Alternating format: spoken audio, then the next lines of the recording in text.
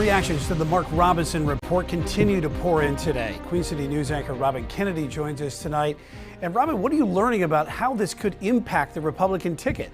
Yeah, Brian, there could be an impact. The impact of the Robinson report could be different depending on whether you go up or down the ballot and who you ask.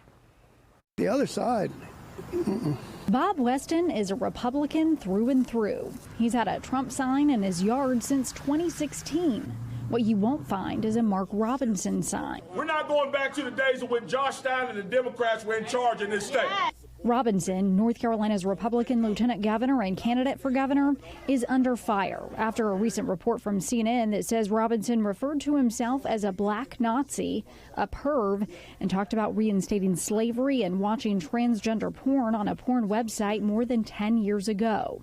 All allegations that Robinson denies. He says that it's an AI invention. Weston doesn't put much stock in this CNN report, but there are other things that concern him about Robinson. I'm pro-life, but he drug it down in the dirt a little bit. He's been a disappointment with his rhetoric. Enough of a disappointment for you not to vote for him? No, it's not. He's still better than the other guy, in my opinion. Weston's loyalty to Robinson probably isn't enough to get him a win in the governor's race, according to Davidson College political science professor Dr. Susan Roberts. She believes the CNN report is the death blow for Robinson. If there's any voter that is undecided, they are not going to decide on Mark Robinson. If they decide not to vote, that's a vote for Josh Stein. So I don't think there's any question that he's going to lose.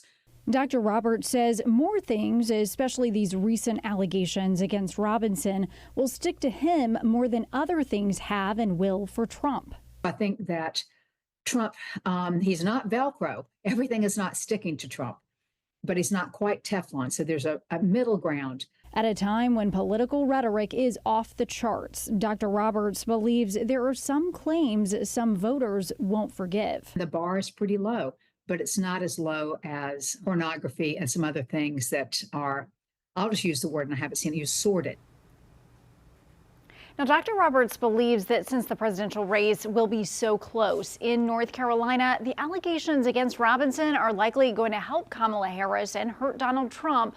But when it comes to down the ballot races, North Carolina House and Senate races, along with federal contest, Dr. Roberts says the districts are so gerrymandered in the state that the Robinson factor likely won't have much of an impact, except possibly in a few of those key races.